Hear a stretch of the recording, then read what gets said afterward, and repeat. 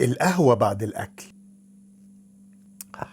مدمرة للهضم ولا خوف بدون دليل؟ من الآخر، كم مرة سمعت إن القهوة بعد الأكل تبوظ الهضم أو تسحب الفيتامينات من جسمك؟ ده في ناس تخاف تشربها وناس تانية تشربها ومش فارقة معاها. النهاردة بقى هنحط العلم على الترابيزة وهنفهم هل القهوة بعد الأكل عادة غلط ولا مجرد خرافة غذائية منتشرة؟ هل القهوة بعد الأكل بتضر الهضم؟ في معظم الناس الإجابة ببساطة لأ.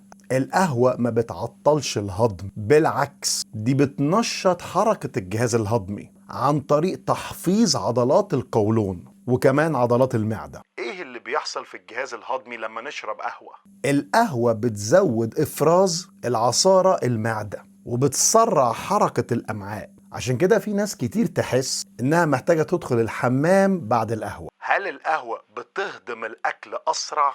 القهوة ما بتهضمش الأكل أصلا، لكن بتسرع حركة الأكل، وده ممكن يكون مفيد للناس مثلا اللي بيعانوا من كسل القولون، بس على فكرة ممكن كمان يكون مزعج للي عنده قولون عصبي. هل القهوة بتأثر على إنزيمات الهضم؟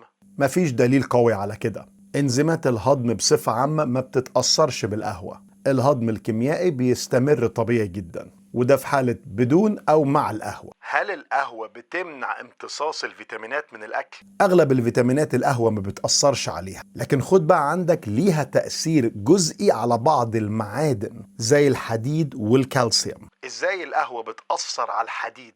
القهوة جواها مركبات تقلل امتصاص الحديد النباتي، يعني اللي بيستخرج من نبات، مش الحديد الحيواني اللي تلاقيه في اللحوم والكبدة. والنقطة دي مهمة للناس اللي بيعانوا من أنيميا الدم، فقر حديد بالذات. هل تأثير القهوة على الحديد خطر؟ في الشخص الطبيعي لا، التأثير بسيط جدا وما يظهرش غير مع شرب قهوة كتير قوي، أو لو أصلا في نقص حديد في الجسم. والحل بسيط، سيب مسافة ساعة أو ساعتين بعد الأكل وبعدين اشرب قهوة لو محتاج. هل القهوة بعد الأكل تسبب حموضة؟ في بعض الناس بيقولوا بيجيلهم حموضة مع القهوة بعد الأكل، خصوصا اللي بيعانوا من ارتجاع المريء أو حساسية في الأمعاء والمعدة. القهوة ممكن تزود إفراز الحامض وتسبب حرقان. هل نوع القهوة بيفرق؟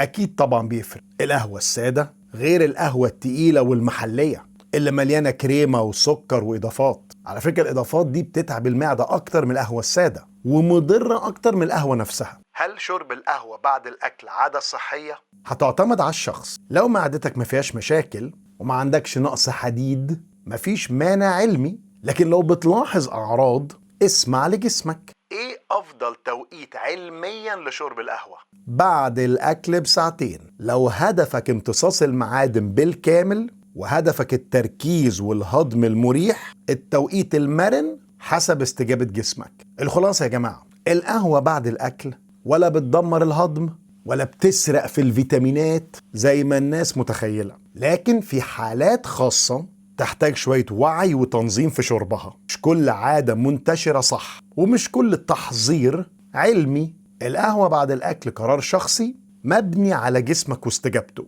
مش على كلام الناس. اكتب لي بقى في الكومنتات، انت بتشرب قهوة بعد الأكل ولا بتستنى شوية؟ ولو استفدت من الفيديو ما تنساش تعمل له لايك شير وسبسكرايب عشان غيرك يستفاد. وهي دي القهوة بعد الأكل، مدمر للهضم ولا خوف بدون دليل؟ من الآخر.